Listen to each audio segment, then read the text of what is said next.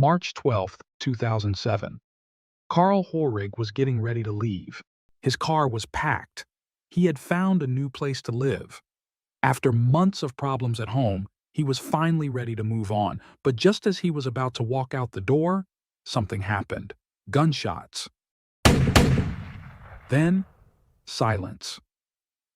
This is the story of Carl Hoerig, an Air Force pilot whose life ended not in war but in his own home. And the truth behind it all is full of shocking turns.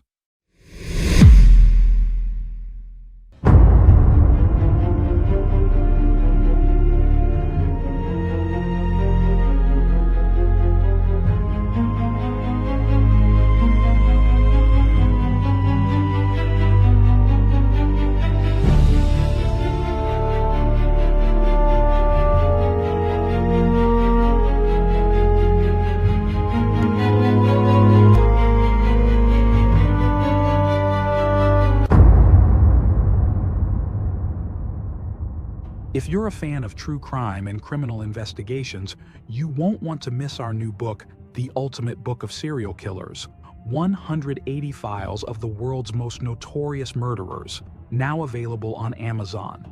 You can also purchase the PDF version directly from our website for instant download. You'll find the link in the video description and in a pinned comment. Now, let's dive into today's case.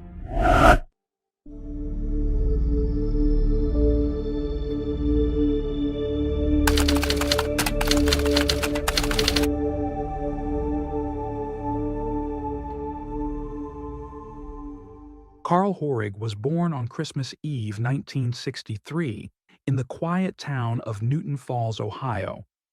One of three brothers, Carl grew up in a structured home where discipline and service were deeply valued. From an early age, he gravitated toward leadership and duty. He joined the Boy Scouts, laying the groundwork for a future built on responsibility, order, and commitment. After high school, Carl chose a life of service and joined the military. His trajectory was impressive. First, a military police sergeant, then a chief warrant officer. But Carl didn't stop there. He earned a degree in civil engineering and trained as a helicopter pilot, a rare combination of technical skill and hands-on capability. Eventually, he transitioned into aviation full-time. His career soared quite literally as he flew transport aircraft for the Air National Guard, completing over 200 combat missions in Iraq and Afghanistan. To his peers, Carl was brave, dependable, and remarkably skilled. After retiring from active duty, he took a position as a commercial pilot for Southwest Airlines, but remained tied to military service through the reserves. His missions continued, including operations in the Persian Gulf, and his rank rose to major. A decorated pilot, a respected leader, Carl Hoerig seemed unstoppable. His personal life, however, was more complex. He met his first wife, Rhonda, at a military ball. Together they had two children, Brent and Ava. Carl loved his kids deeply, but often struggled to balance fatherhood with the demands of his career.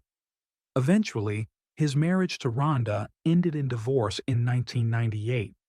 Despite the separation, the two maintained a cordial relationship, united by their children and years of shared history. As Carl re-entered the dating world, he met many women, including Carla, whom he met during a trip to Peru. She followed him to Ohio, but their relationship faltered after 2 years. Carla wanted a family, marriage, and children. Carl wasn't ready for more kids. When she returned to Peru, she left behind an emotional void that Carl regretted not filling. Then came Claudia. In April 2005, Carl met Claudia through an online dating platform. Claudia was 40, born in Rio de Janeiro, Brazil, and had immigrated to New York City in 1989 in search of a better life. Her upbringing had been difficult, marked by poverty and struggle, but she was determined to rise.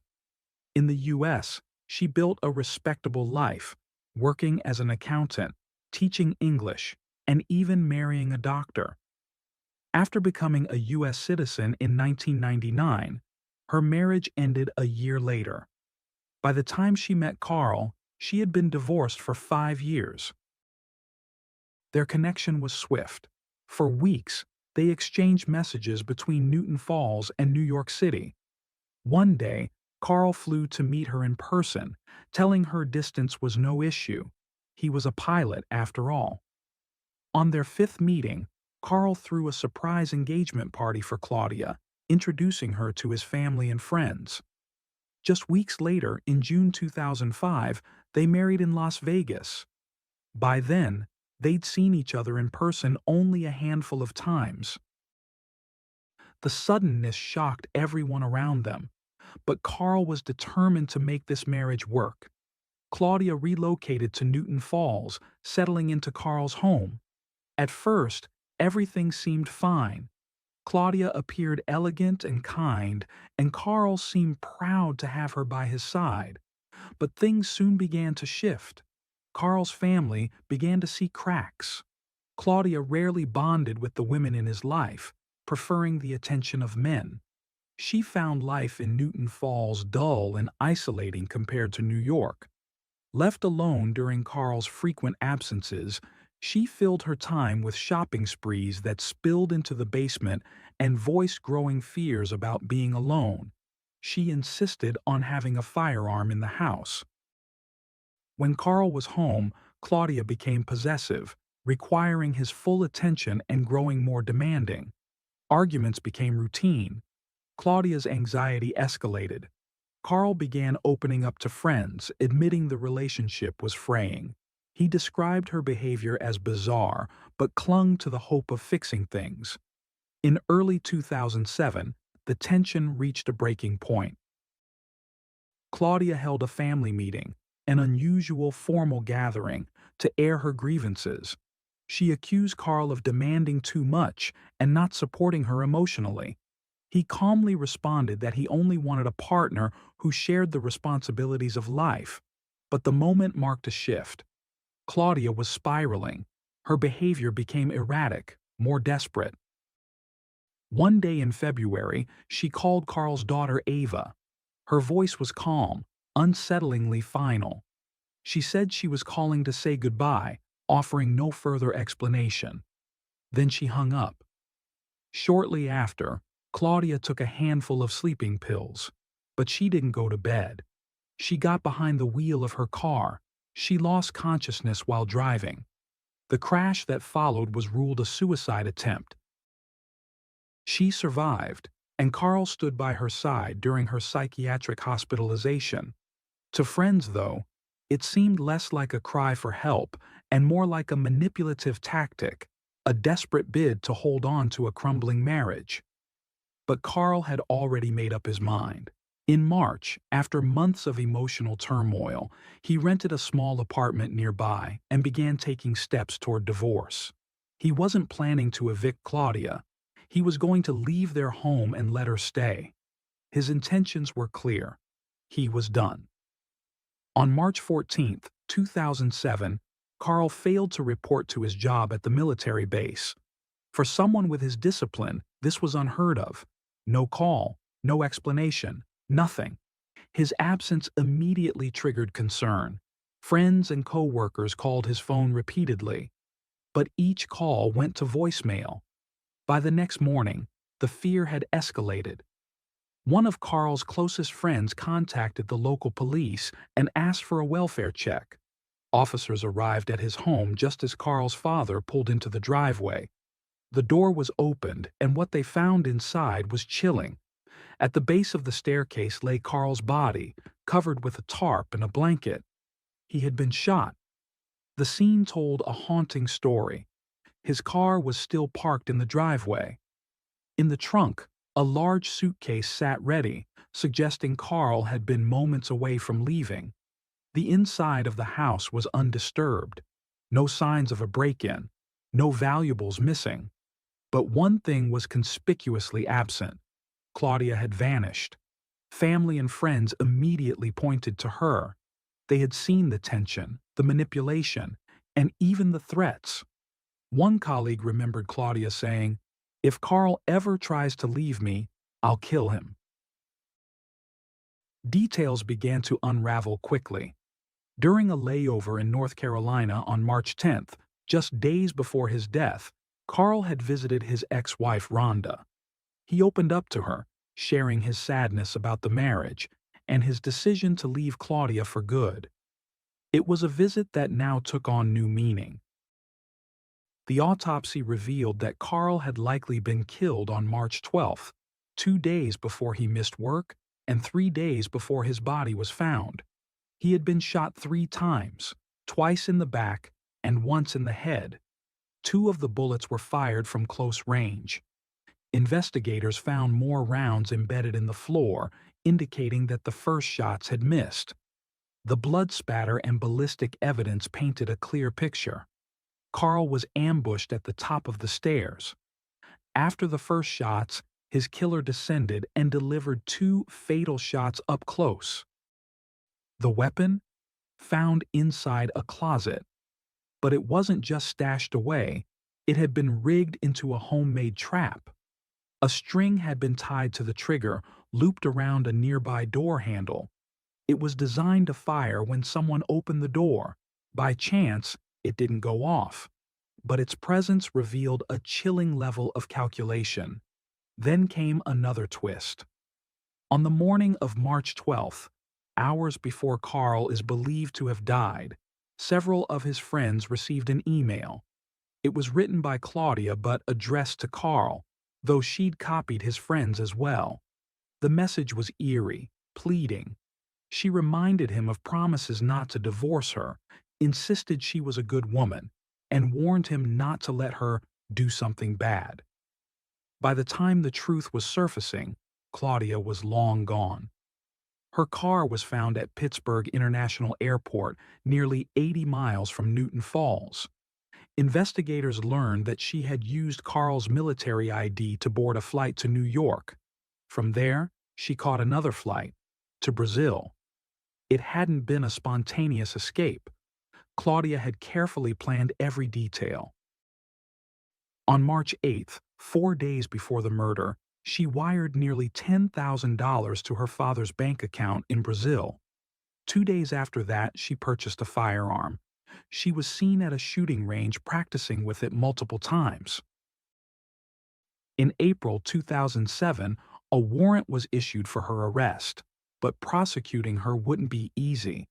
Brazil's constitution forbids the extradition of its own citizens. Claudia, who had regained her Brazilian nationality and was fully aware of the law, had openly told friends about the legal shield she'd enjoy if she made it back in time. She had, and she was right.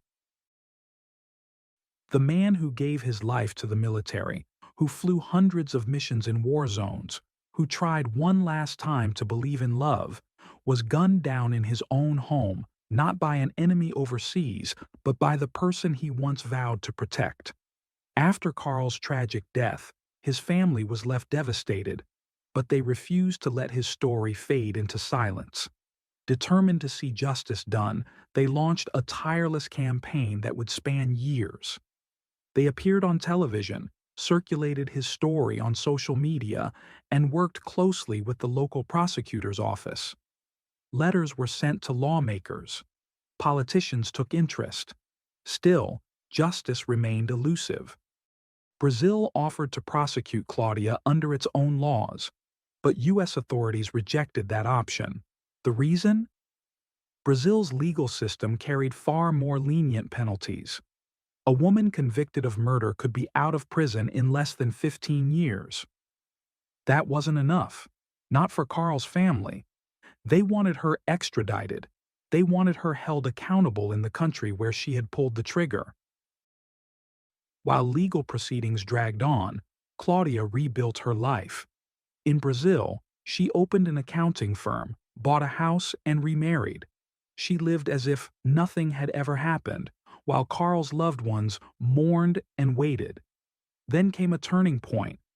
Though Claudia had been born in Brazil, she became a U.S. citizen in 1999. And according to Brazilian law, dual citizenship could be grounds for revocation. In 2013, Brazilian authorities stripped Claudia of her Brazilian citizenship, making her legally eligible for extradition. But she wasn't finished fighting. Claudia appealed, buying herself 3 more years of freedom. It wasn't until 2016 that Brazil's Supreme Court upheld the decision. Finally, after nearly a decade, she was arrested and placed in a Brazilian prison, awaiting a final verdict from the country's president. As she sat behind bars, Claudia shifted her strategy from escape to image control. She gave a televised interview in Brazil, painting herself not as a murderer, but as a victim. She accused Carl of years of psychological torment. She claimed he had been emotionally abusive, controlling what she wore, how she ate, and even what she believed.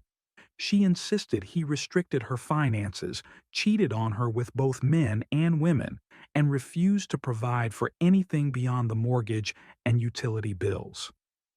She said their marriage left her isolated, depressed, and suicidal. Claudia claimed she had been pregnant 3 times with Carl's children and that he had intentionally caused 2 miscarriages. These allegations were shocking, deeply personal, and unverifiable. She told interviewers that she was at her breaking point by late 2006 and that she had once driven while under the influence of sleeping pills in a failed suicide attempt. Shortly before Carl's death, she said, she learned of a third pregnancy. Desperate, she saw it as a final chance to rebuild their bond. But if that failed, she planned to end her life. She admitted to buying a gun, not to harm Carl, but to ensure her own death would be swift and certain. She even practiced shooting, installed a laser sight, and mapped out where and how to pull the trigger. Investigators later discovered diagrams and notes among her belongings, disturbingly precise. When questioned about the murder, Claudia insisted it wasn't planned. She described it as a tragic outburst of emotion. According to her account, on the morning of March 12, 2007, Carl was preparing to move out. In a desperate attempt to get his attention, she met him at the door with the gun pressed against her own temple. She claimed she had no intention of firing, only to shock him.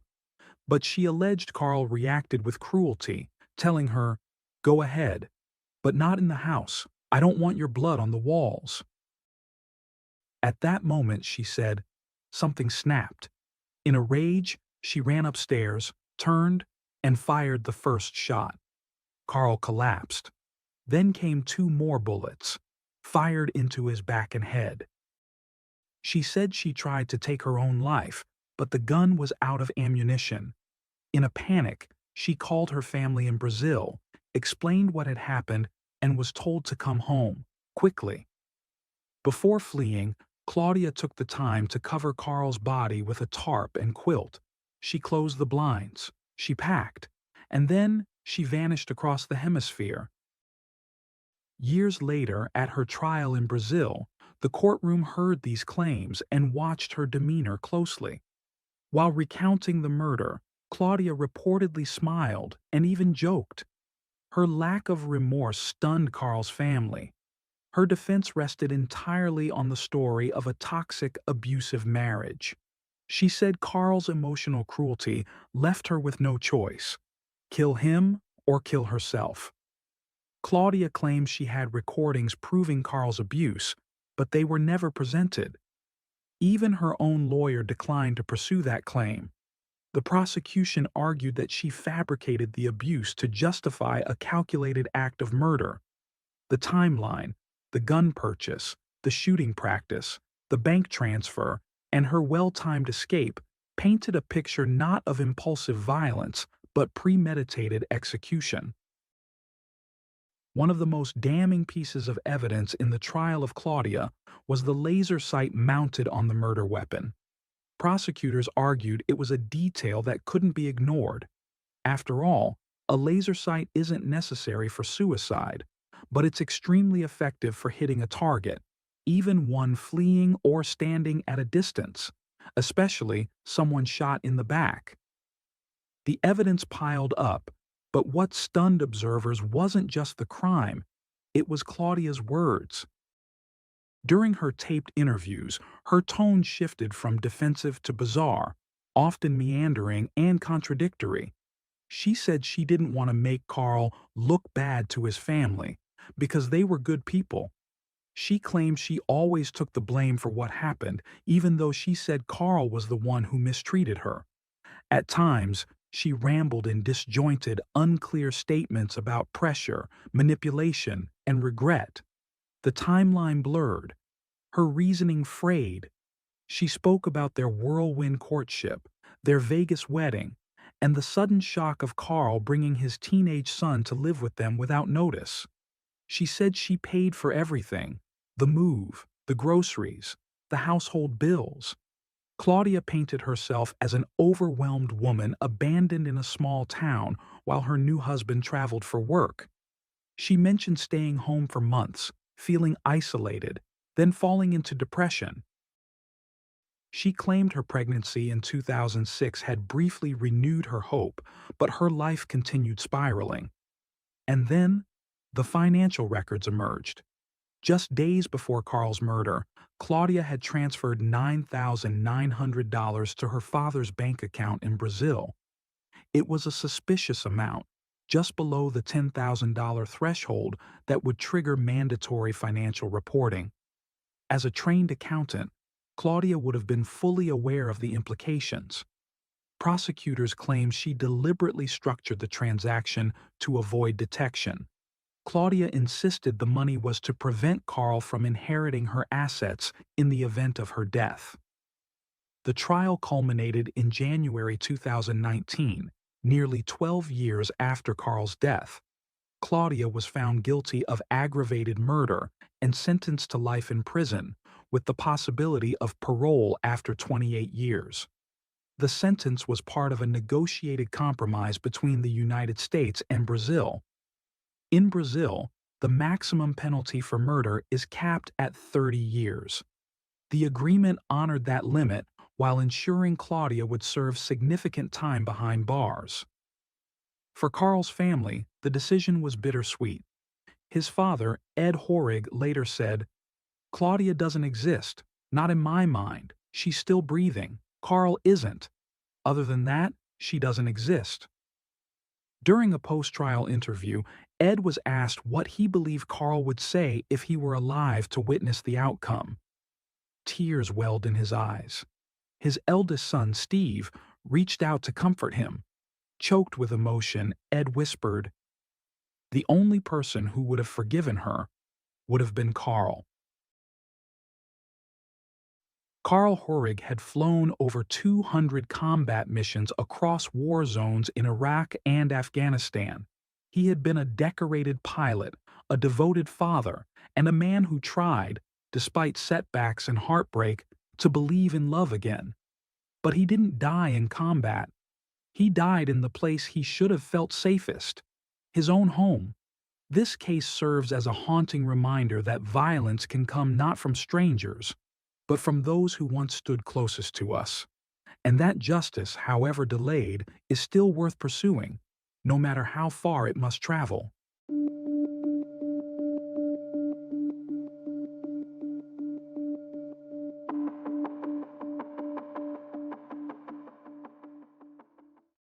Thanks for tuning in to Unreal True Crime.